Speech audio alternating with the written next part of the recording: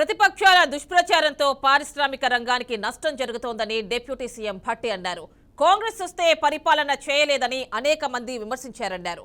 తాము వచ్చిన వెంటనే కొన్ని శాఖలపై శ్వేతపత్రాలు విడుదల చేశామన్నారు.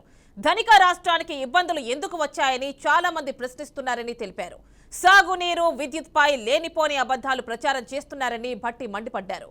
ప్రతిపక్షాల ఆరోపణలను ప్రజలు నమ్మే ప్రమాదం కూడా ఉందన్నారు.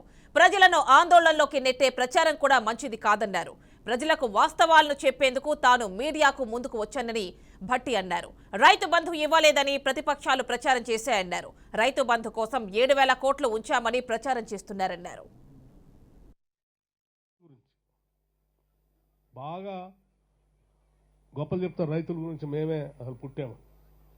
వీళ్ళు ఎప్పుడు రైతు బీమాకు సంబంధించి డబ్బులు కట్టలేదు.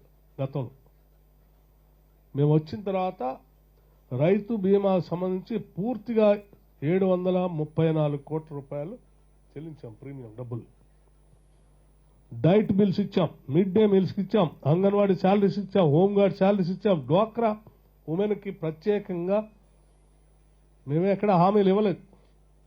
కానీ జనాభాలో సగభాగం ఉన్నటువంటి మహిళలను ఆర్థికంగా నిలదొక్కుకోవటం కోసం ఆనాటి ప్రభుత్వాలు, రాజశేఖర రెడ్డి గారు ముఖ్యమంత్రిగా ఉన్నప్పుడు, ఆ యూపీఏ గవర్నమెంట్ ఉన్నప్పుడు మహిళలు బాగా ప్రోత్సహించాలని చెప్పి సెల్ఫ్ హెల్ప్ గ్రూప్స్కి వడ్డీ లేని రుణాలు ఇచ్చేటువంటి విధానాన్ని ఆ రోజు ఉంటే 10 ఏళ్లు ఈ ప్రభుత్వం, ఆనాటి ప్రభుత్వం వచ్చిన తర్వాత 10 ఏళ్లు పూర్తిగా పక్కన పెట్టింది.